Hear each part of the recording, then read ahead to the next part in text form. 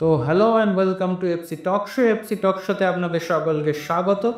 তো আমরা যেটা প্রমিস করেছিলাম যে আইএসএল ফাইনালের পর আপনাদের জন্য একটা নতুন সিরিজ নিয়ে আসবো, স্কাউটিং ডায়েরিজ, যেখানে বাংলার দুই দল মোহনবাগান ও ইস্ট বেঙ্গলের যে পজিশনগুলোতে বিদেশি প্রয়োজন, সেই বিদেশি যারা মার্কেটে অ্যাভেলেবেল আছে তাদেরকে নিয়ে আমরা একটা করে ভিডিও বানিয়ে আপনাদের সামনে তুলে ধরবো। তো সেই সিরিজ আমরা আজ থেকে শুরু করছি।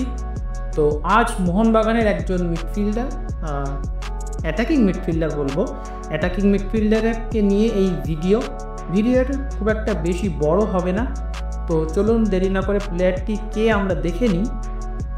তো প্লেয়ারটি আর কেউ নয়, তার নাম সালেম অল ডাউসরি। তিনি বর্তমানে খেলছেন আল হিলালে, অর্থাৎ সৌদি প্রো লিগের দল আল হিলাল, সেখানে খেলছেন। সেখানে ক্যাপ্টেনও, প্রচুর ট্রফি তিনি জিতেছেন, সেটা অবশ্যই আপনারা আমাদের স্ক্রিনে দেখতে পাচ্ছেন। মার্কেট ভ্যালুও যথেষ্ট ভালো, 14.4 কোটি টাকা। তো আশা করব মোহনবাগান একটা হেভি, যেহেতু প্লেয়ার, হাই প্রোফাইল প্লেয়ারের দিকে নজর দিচ্ছে, আশা করব মোহনবাগান সালেম অল ডাউসরির দিকেও নজর দেবেন, যেখানে তার উচ্চতার 171 সেন্টিমিটার, বয়স 33 বছর, লেফট উইংয়ে খেলে থাকেন। লেফট উইং ছাড়া আর কোন পজিশনে খেলেন আমরা চলুন দেখে নিই।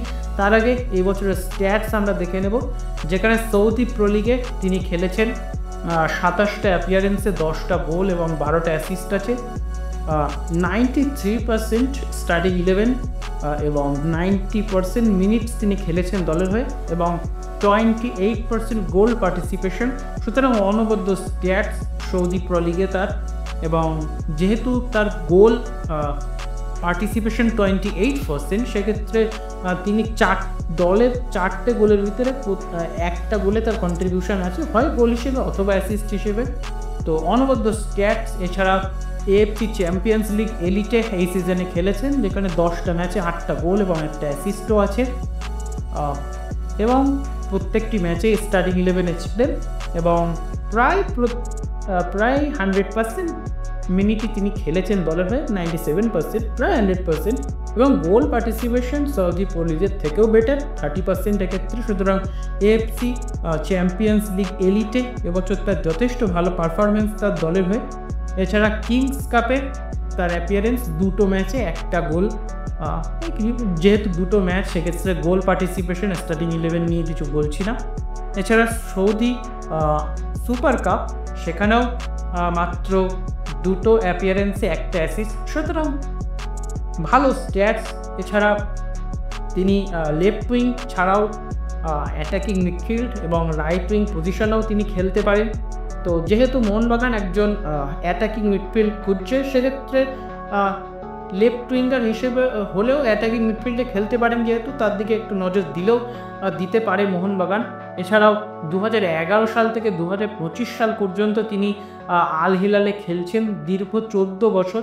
তো একটা ভালো প্লেয়ার, তিনি আল হিলালে খেলছেন দীর্ঘ 14 বছর, সেই জন্যে হয়তো তাকে ক্যাপ্টেন্সি দেওয়া হয়েছে। এছাড়া তার মার্কেট ভ্যালু, সবথেকে বেশি মার্কেট ভ্যালু ছিল 25.6 কোটি টাকা 2021 সালে, অর্থাৎ এখান থেকে 4 বছর আগে, খুব একটা বেশি হয়নি, মাত্র 4 বছর আগে।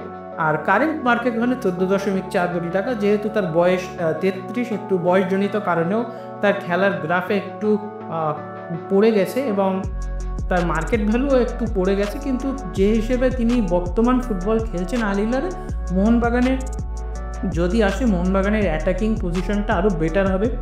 এছাড়া ফার্দার ইনফরমেশন যেটি আমি দেব, সেটি 2022 সালে তিনি AFC player of the year ছিলেন, সুতরাং অনবদ্য একটা অ্যাচিভমেন্ট তার কেরিয়ারে। এছাড়া আল হিলাল আন্ডার-23 থেকে তিনি উঠে এসেছেন। 17-18 সালে স্প্যানিশ দল ভিললেরিয়ালে তিনি যোগ দেন, সেখান থেকে লোনে যোগ দেন, যদিও লোন থেকে আবার ফিরে আল হিলালে যোগ দিয়েছেন। তো মাত্র 2টো দলের হয়ে খেলেছেন, আল হিলাল এবং ভিললেরিয়াল। তো আপনাদের কি মনে হয় যে এই আল হিলালের ক্যাপ্টেন সালেম অল ডাউসরি যদি মোহনবাগানে যোগ দেয়, সেক্ষেত্রে কি মোহনবাগানের আক্রমণ ভাগ আরও বেটার হবে? সেটি আমাদের কমেন্ট বক্সে অবশ্যই জানান। আমি আরও একবার বলছি, প্লেয়ার কিন্তু কনফার্ম নয়, জাস্ট আমরা একটু খুঁজে আপনাদেরকে জানিয়ে দিলাম যে এই সামার ট্রান্সফার উইন্ডোতে এই প্লেয়ার অ্যাভেলেবেল আছেন। তো আপনারা সকলে জানান 100%-এর ভিতরে যে মোহনবাগানে যোগ দেওয়ার পার্সেন্টেজ কত, সেটি অবশ্যই কমেন্ট বক্সে জানাবেন।